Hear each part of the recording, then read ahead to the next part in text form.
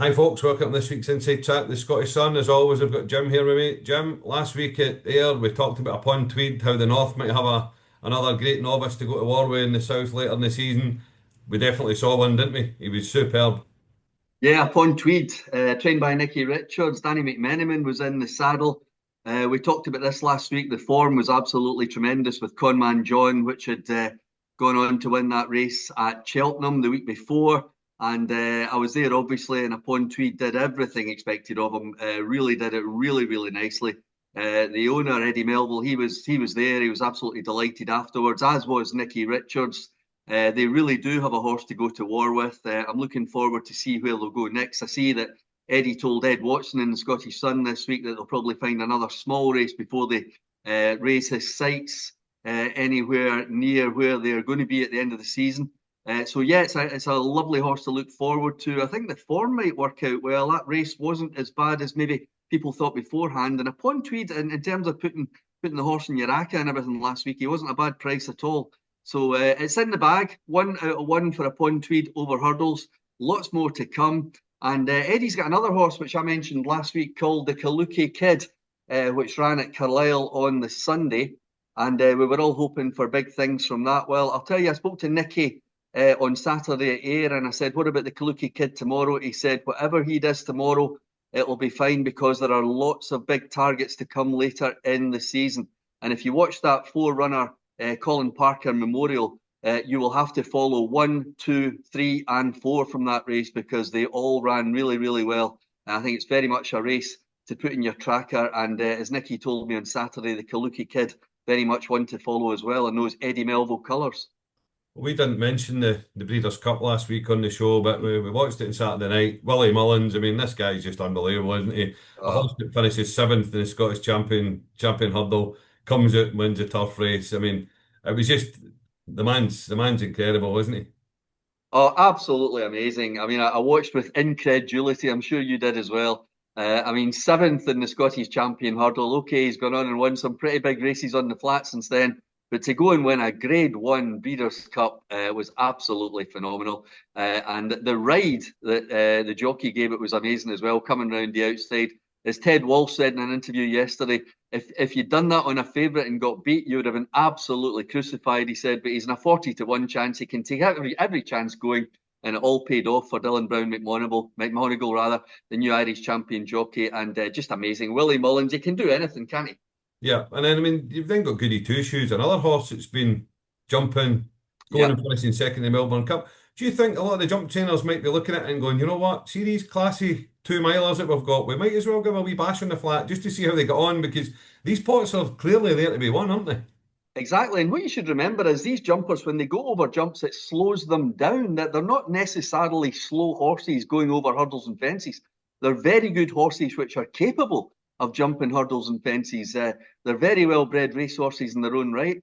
I thought the Goody Two Shoes was going to come into it when the ground went soft. I thought, hey ho, Goody Two Shoes is in with a shout. The ground went against Joseph O'Brien's other horse, Al Riffa, the real class act in that Melbourne Cup. But Goody Two Shoes has run a brilliant race. The winner won so well. Nothing was going to catch that inside the final 400 yards at Flemington. But Goody Two Shoes, yeah, it's a good advert. Another good advert for these jumps horses going on the flat and trying for big pots, especially over middle distances. Yeah, I think the learning has to be give it a bash. You never know what's going to happen. Absolutely You might find you've got one that's perfectly suited towards it. So I suspect a correct. lot of the jumps trainers with the prize money the way it is will be looking at what's happened in the last week and think, you know what, I've got one that I might just throw into a flat race somewhere and see how they get on. But we'll see how that pans out next year. But we're jumping. It's going to be the focus here. We've got Kelso this weekend, Jim. A 10:45 start. I mean, have you ever seen the like? It's unbelievable, but it is the way of things until we change this system for next year. So we have to bite the bullet on this one. I know that Kelso, I think they're quoting one of the papers today saying that the crowd is going to be understandably down again. That's just the way it goes. They just have to, as I say, bite the bullet and get on with it. It's not ideal. A lot of folk are just rolling home at that time in the morning. You and me are a bit too old for that, but it's just a ridiculous time to be starting racing in the morning. But we just have to get on with it. It's a good card though, and we'll get to that eventually as well. Yeah, well, we'll start off this weekend's action at Exeter tomorrow and Friday. We've got Haldon Gold Cup as the main event, but in the 150, I've been interested to see Quebecois, horse we talked about before there. Yeah. I've been interested to see him make his chasing debut. Competitive enough little event with Doyen Quest, Tiny Tetley, and Western Knight. He's in there at 5-4. Not a kind of race I'll be betting in, but I'll be keeping an eye on that one because you might see if he's one that could be featured in the spring. But the Haldon Gold Cup obviously is the big race here. Some good horses won it over the years, Jim. JPR1 won it last year, coming back to Yep. try and do it again. It's actually £3 less than he had 12 months ago. But you fancy one we've talked about a wee bit in the programme lately? Yeah, I wouldn't normally fancy this profile of horse in this race, but Dan and Harry Skelton have taken over Thistleask. It was you that highlighted it a couple of weeks ago. He's now won first time out, second time out for his new connections. Very, very, very cheaply bought out of James Ewart's yard. When you look at the sales figures, very, very cheaply bought. And I think Dan and Harry have looked at this horse and thought, right, he's on a hat trick. He's only £5 wrong at the weights against horses, some of them making their seasonal debuts. He's fit and firing. Might as well have a crack. Thistleask is really in the form of his life. And I looked at the prices and I thought, wait, hey, I'm going to have a small bet on Thistleask here because the Skeltons wouldn't normally tilt at windmills. And I think they just know they've got a horse that's absolutely at the top of his game, carrying, I think, a £5 or £6 penalty.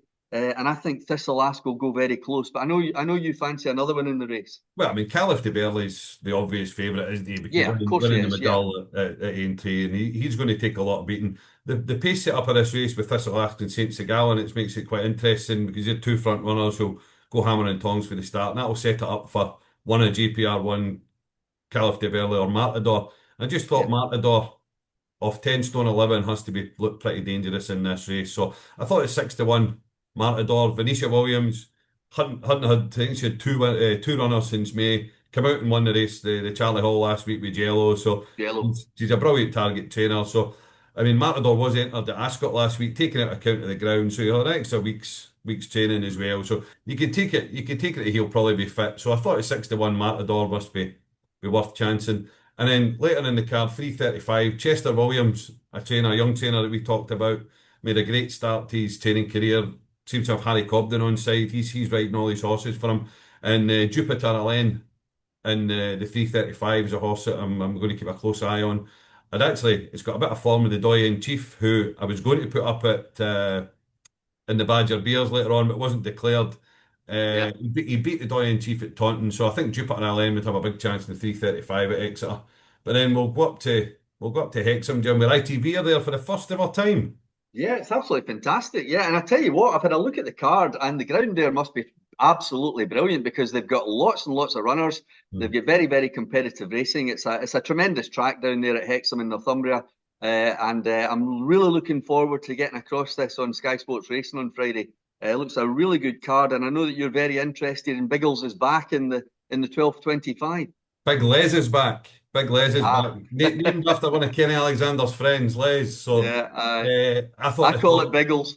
No, it's big, definitely Big Les, and he is a real person.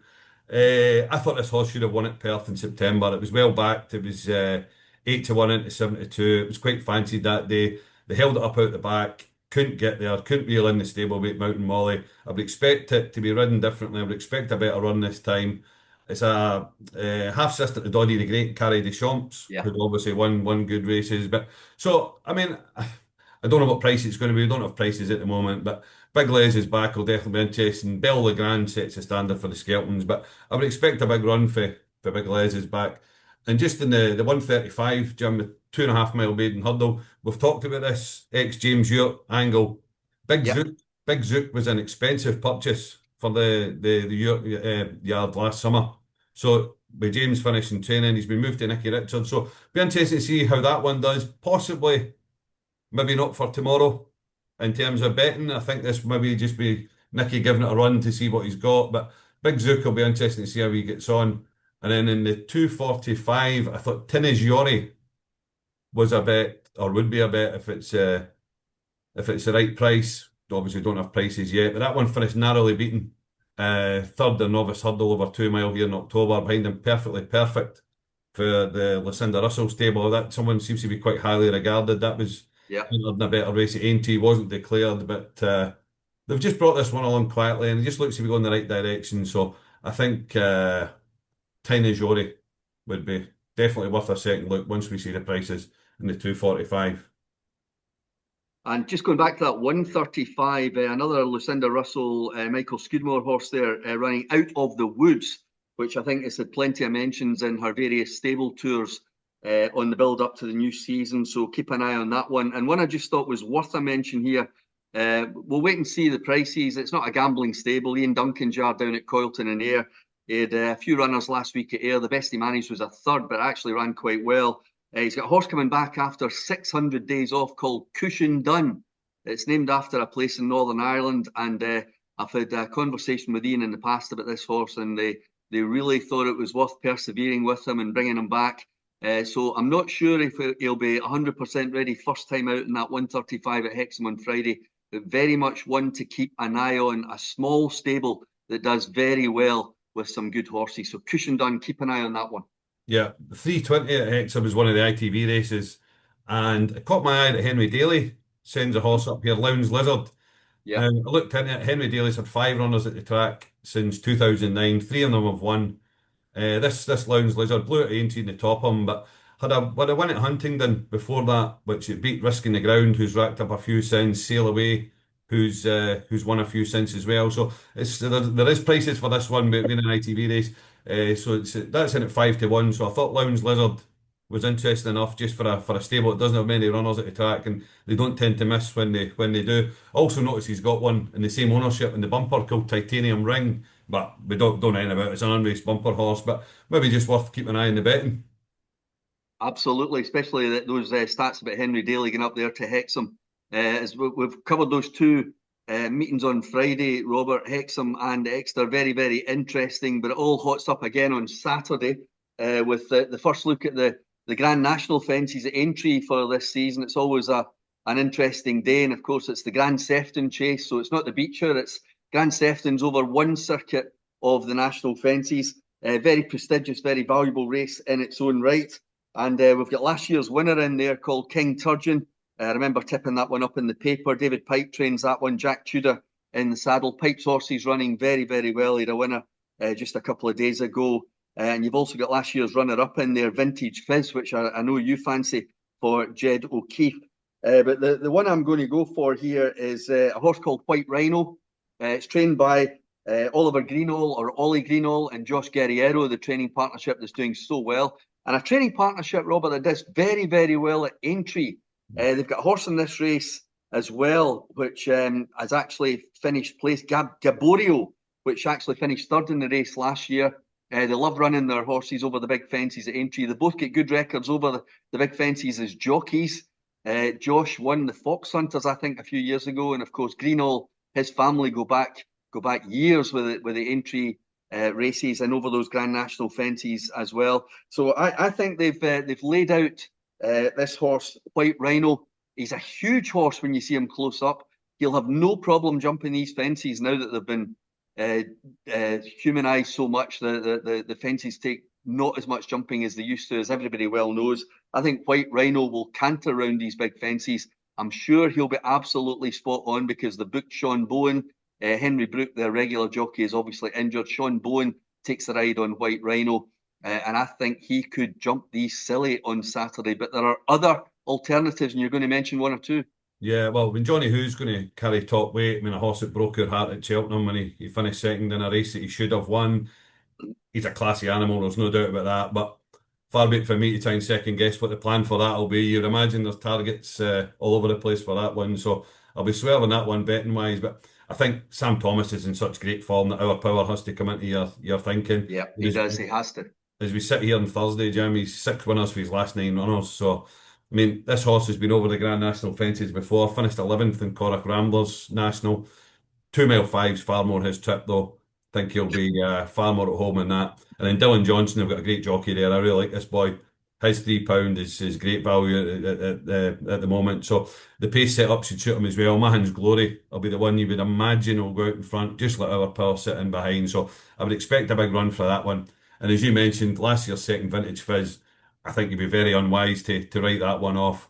I mean, his form's very, very patchy over the last 12 months since that race, but he was exactly the same last year, coming into it and come to life round the Aintree track.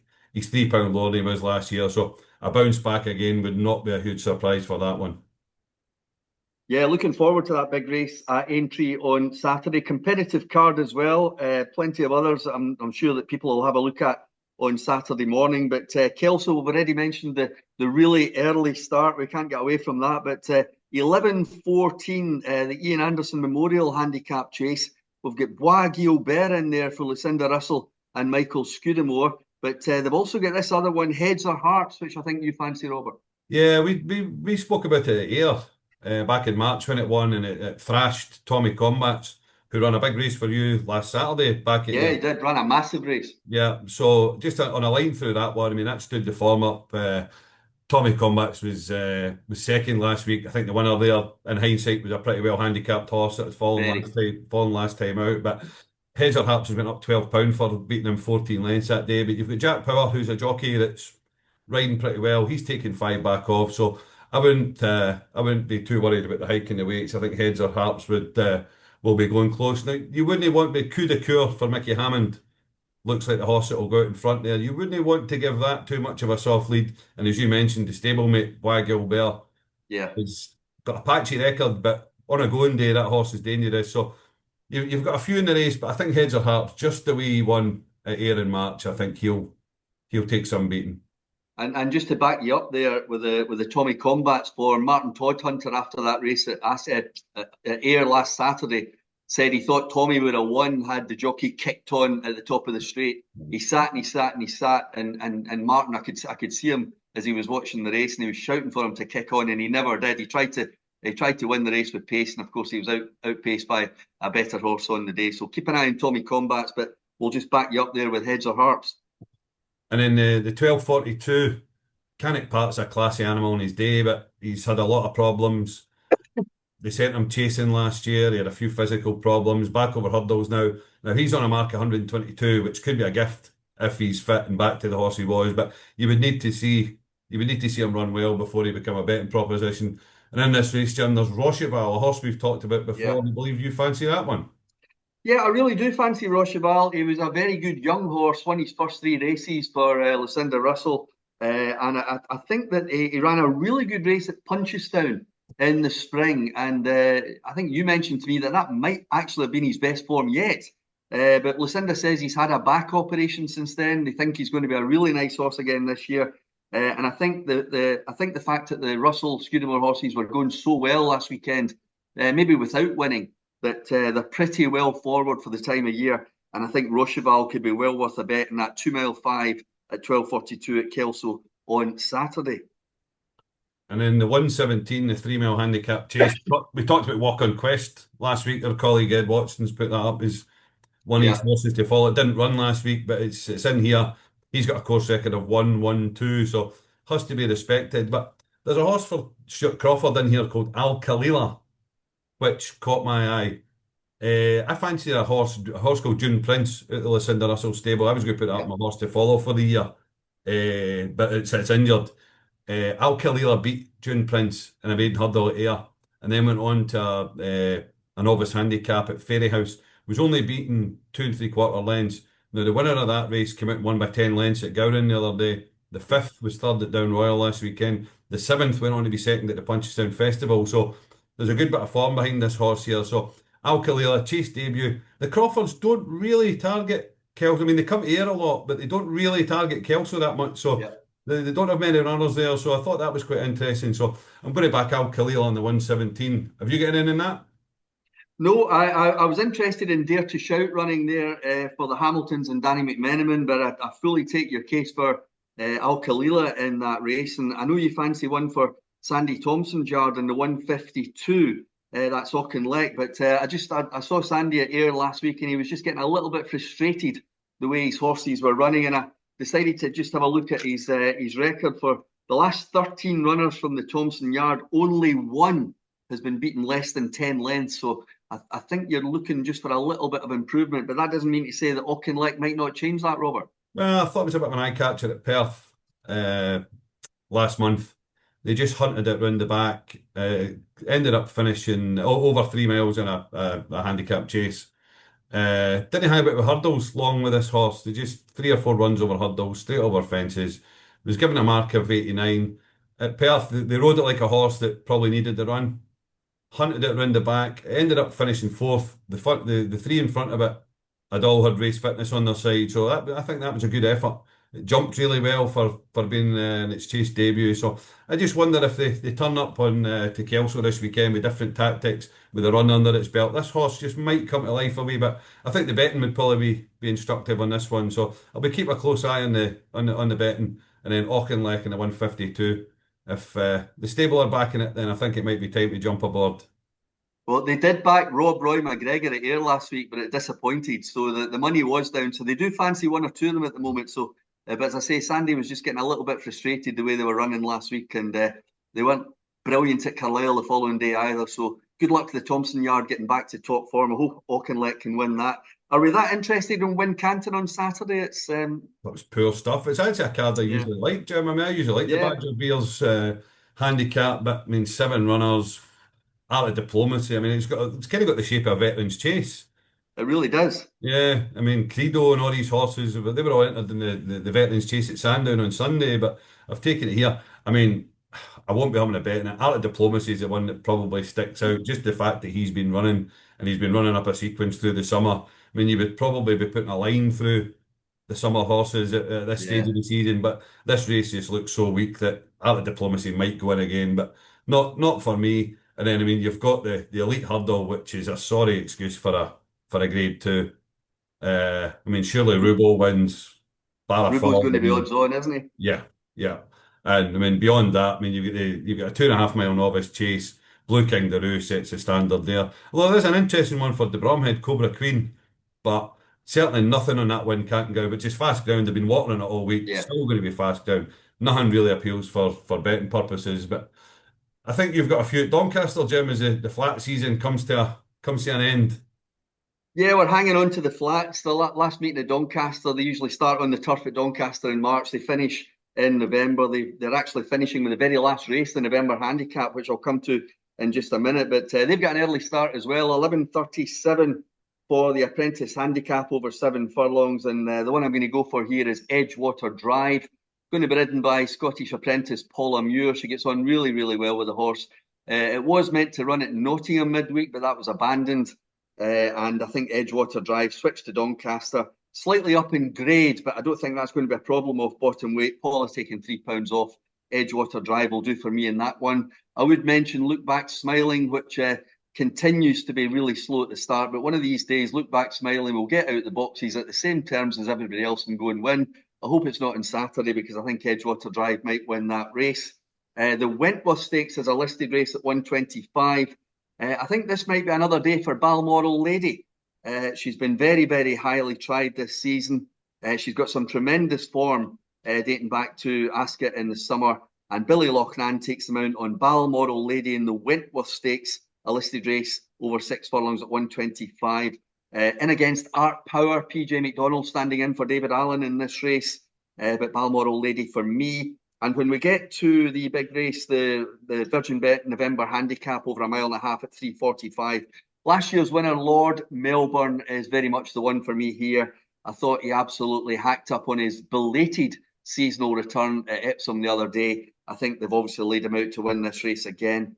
And incidentally, Lord Melbourne, way back in the mists of time when I rode out as a student for John Wilson, when he used to train at Motherwell before he moved down to Ayr, the very first horse he put me on was a horse called Lord Melbourne.